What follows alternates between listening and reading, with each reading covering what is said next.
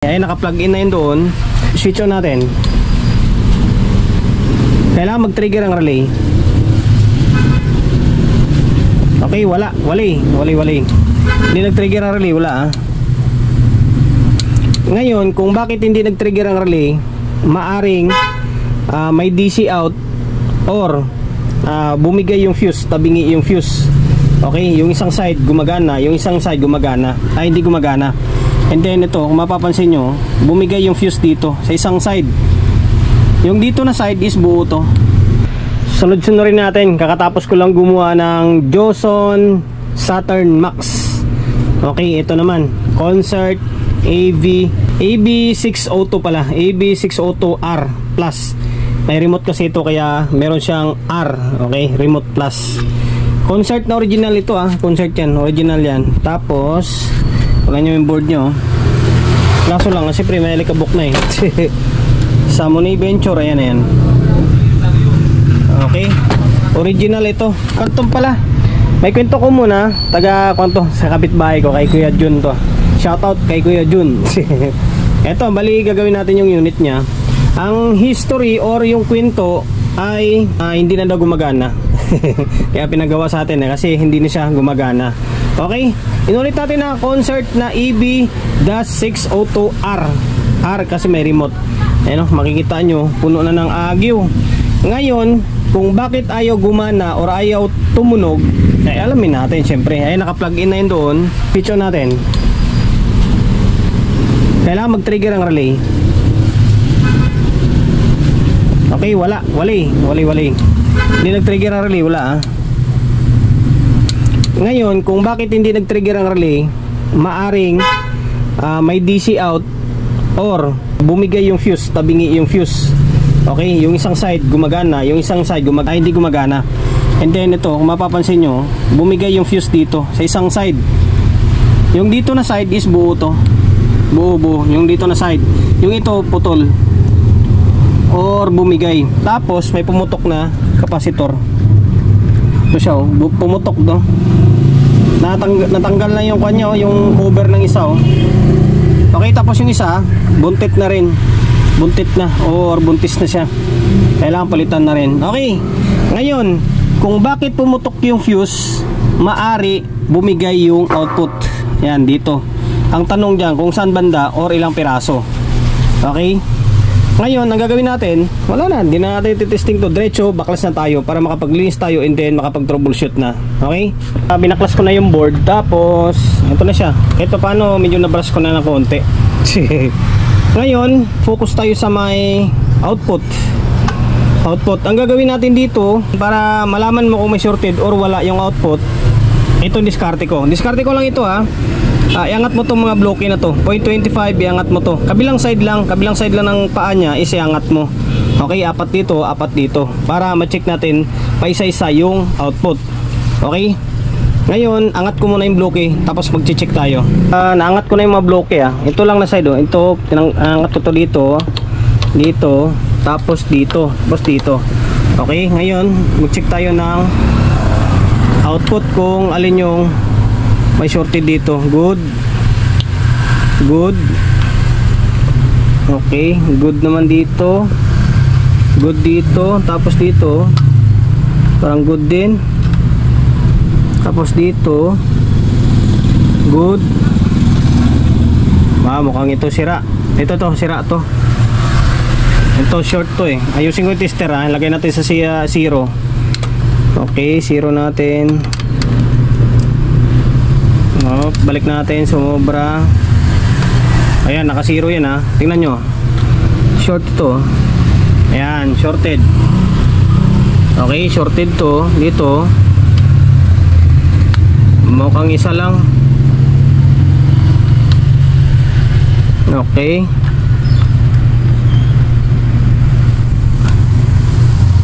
parang isa lang talaga. Ito short to dito dalawa pala pagkapares. Ito short to, short. Ito tapos dito short din. Ayun pagkapares. Ito buo, dito reverse, good. Tapos dito Good. Naka forward. Good. Forward. Ito reverse to eh. Kailangan wala siya ganong palo or papalo konti lang. Good. Okay, dito. Ito yung sira, ito magkatabi na to. Yan, negative positive yan, magkapares. Ngayon, tanggalin natin yan. Tanggalin natin tapos balik natin yung bloke. Okay, tinanggal ko na yung output dito. Ito, tsaka nandito. Isang side yan ay dito. Yan, dito yung dalawa na to magkapares. Okay, tapos ito yung output to. Yan, ito siya, C5198 5198 tapos A941. Okay, check natin. I-confirm natin kung ayun talaga yung nabunot natin na sira. Baka mamaya hindi yan eh. Okay, dito. Okay, short talaga siya. Okay, short talaga oh. Tapos itong isa short din oh. Okay, confirm. Ngayon ito pa pala, teka lang. Palitan ko pala muna to. Palitan natin 100 UF na 25. Mas maganda siguro dito kung ilalagay ay mga 30 na no, mga 35 o 30. Try ko maghanap ng mas mataas na value para mas matibay sana siya. Okay, palitan natin ng medyo mataas. 35 sana mas maganda. 35 by 100. Try ko maghanap. Natanggal and then pinaltan ko na. Ito yung mga kapasitor 25 volts by 100 UF ito. Itong isa buntit na rin oh. Buntit na rin ito. Yung isa is nanganak na. Okay, ito nanganak na to. Ngayon, tinasan natin ng konti. Bali ang nilagay natin yan is 35 na 100. Okay, yan. Medyo mas malaki siya oh. 35 volts na 100 UF. Okay. Ngayon, okay, tika lang pala. Palitan ko pala muna ng kwanto. Palitan muna natin ng fuse to. Itong isa buo naman eh. Palitan natin tong isa ng fuse tapos dagdagan na natin. Ganun din naman eh. Dagdagan ko na ng output to. Saka na tayo sukat ng biasing. Okay? Para mas mabilis yung video natin. Ito yung pamalit natin oh. Sikanan lang ito. Marami kasi akong stock ng mga sikanan eh. Yung mga bunot lang. C5198 tapos A1941. Ngayon magsukat tayo okay. Kailangan goods bago natin balik. Ayan, goods yan, hindi shorted. Tapos ito reverse, kailangan pabaliktad. Pabaliktarin natin yung transistor kasi naka reverse dapat yan eh. Okay, kasi AC. Ayan, okay, goods ito. Ngayon balik natin yan okay. A, sa A din mo ilalagay syempre. May pangalan yan, A tsaka C yan dyan eh. Okay, dito yung A is nasa negative side ng supply yan. Tapos yung C nasa positive side naman ng supply. Yung collector niya is positive. Okay, babalik ko yan. Tornilyo natin sabay testing mamaya. Pinalik ko na yung supply ng amplifier lang muna natin. Amplifier stage lang. Ito to. Yung mga maliliit hindi ko muna binalik. Okay, yung supply naman ng relay dyan kumuha sa may mataas na voltahe rin naman eh. Ginamitan lang ng resistor. Ngayon double check natin. Mukhang nga may mga sumasayad to.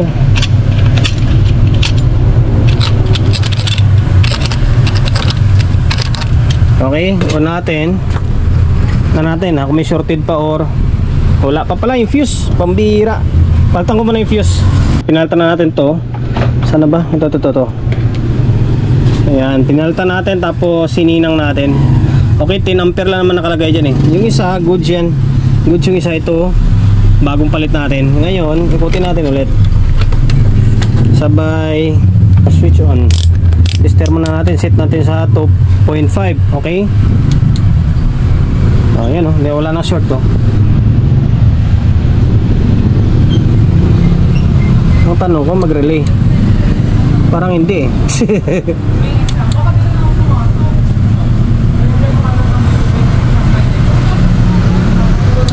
Yun lang, parang hindi siya nagre-relay Kan tayo ng DC out nya. May mga umiinit dito. Parang hindi ko narinig nag-relay. DC out. Okay. Ngayon sa ground to emitter. wala naman ah. Tapos dito sa isa, ground to emitter. Meron dito sa kabilang side. Yung sa hindi natin ginawa, meron siyang DC. Dito yung side na ko na ni-repair natin ha. Dito. Ngayon, dito naman yung may DC out. Okay? Ulitin natin ha, para mas klaro sa inyo ha. Tingnan ko bakit ganun. Ba't nagka DC out yan, di ba? Okay, ulitin natin. Ground to, ground, tapos ito yung emitter. Meron talaga siya oh. Negative. Okay, ibig sabihin may problema pa. Tayo mag-relay. Ngayon, susuyurin ko to kung saan papunta. Saan siya papunta, ganyan, papunta rito. Kung bakit may DC out dito. Okay? Hininang ko lang. Yung dito pala, yung sa may drive niya, hindi alos na hinang na maayos. Kaya ginawa ko, pinaghihinang ko pati nga dito, hininang ko na para medyo nakaangat kasi siya. Ito kaya, pag ginagalaw mo,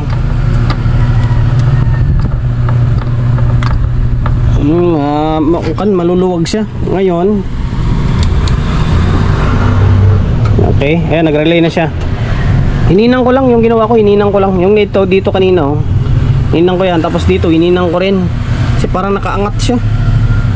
Hindi siya ganun ka kung yung hinang niya, hindi ganun kaganda. Ito ground to emitter ito.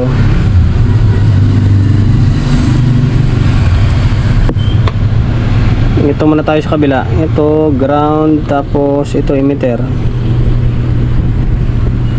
Ito goods na to. Dito ground to emitter. Dito meron pa dito sa kabila eh. Dito may DC out to. Minsan yung mga linya na marumi lang yan oh, may DC oh. May DC out siya. Pero pag sinukatan mo ng bias yan, normal yan. Sakit ng mga bagong amplifier ngayon to, yung mga bagong labas amplifier. Wala naman oh, pero millivolts lang naman. Okay, ngayon ang gagawin natin dito, kuskusin natin, linisan natin muna. Yan lang yan, mga marumi lang yan na linya. Ginawa ko is kinuskus ko ng thinner. Minsan nadadala yan sa thinner. Yung mga nangingitim, number one na issue talaga ng board ngayon ay yung nangingitim na linya. Pag nangingitim ng linya, automatic gagapang and then magkakaroon ng negative na DC out. Ngayon, dito natin ha. Kasi normal naman yung bias niya eh.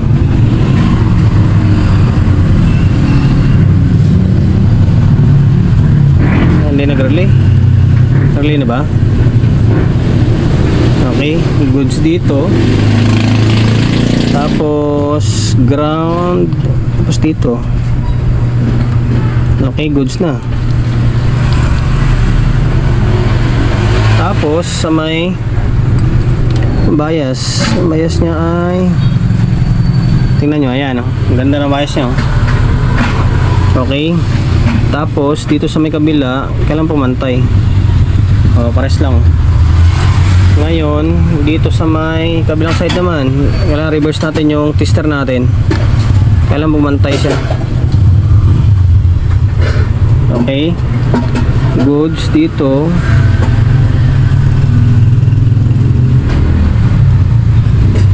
Pares lang. Okay na, goods na to. Ngayon, balik na natin. Pwede na ibalik to sa may, dito sa may casing, tapos testing natin may audio na yan, magkakaroon ng audio yan. Then ito, binalik ko na yung board. Okay, tapos nagkabit na ako ng speaker yan, tapos may input, naka CD tayo, laptop natin gumagana. Ikaw na lang natin para hindi uminto. Ayan, ikaw natin.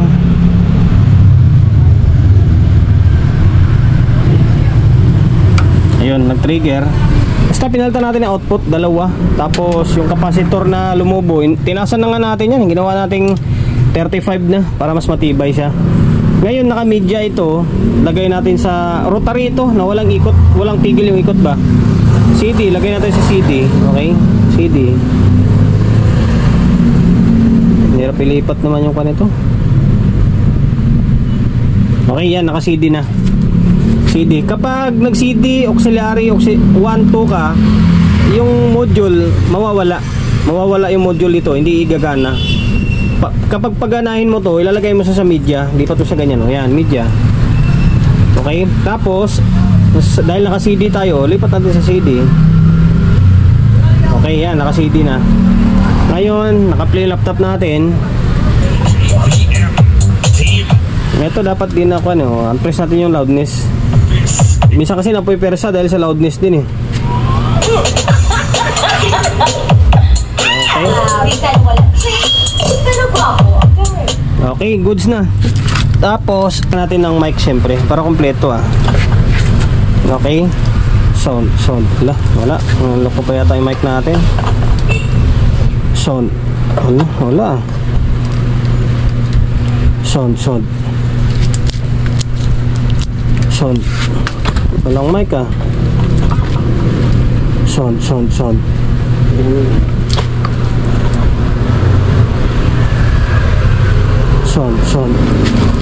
Walang mic ah. Mali, check ko muna. Pambira, bakit walang mic to? Baka hindi gumagana yung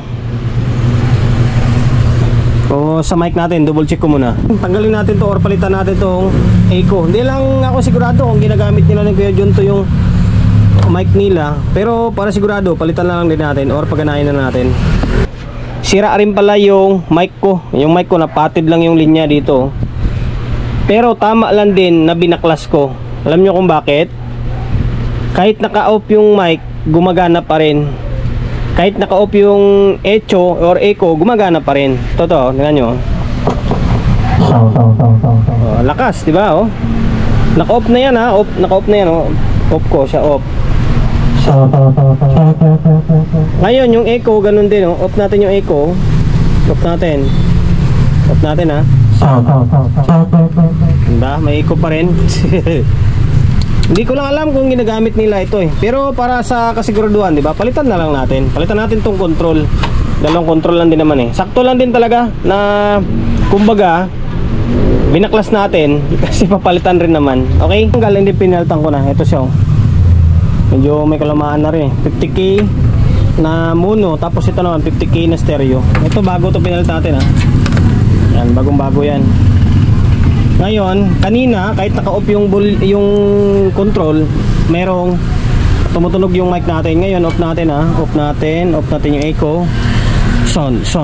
Wala na, sound. Ngayon, lagyan natin ng volume and then echo. Di ba? Off natin yung echo. Sound. Check. Hey. Naka-flat na siya. Lagyan natin. Okay, goods na yan. Tama lang din or sakto lang din na binaklas natin yan. Ngayon balik na natin para matapos na, makapag outro na tayo. Bad trip. Kung kailan na ibalik ko na, mali, hindi pala gumagana rin yung bass mid treble nito. Papansin nyo, ito naka-on na yan. Pakinggan nyo, on natin yung laptop natin. Okay.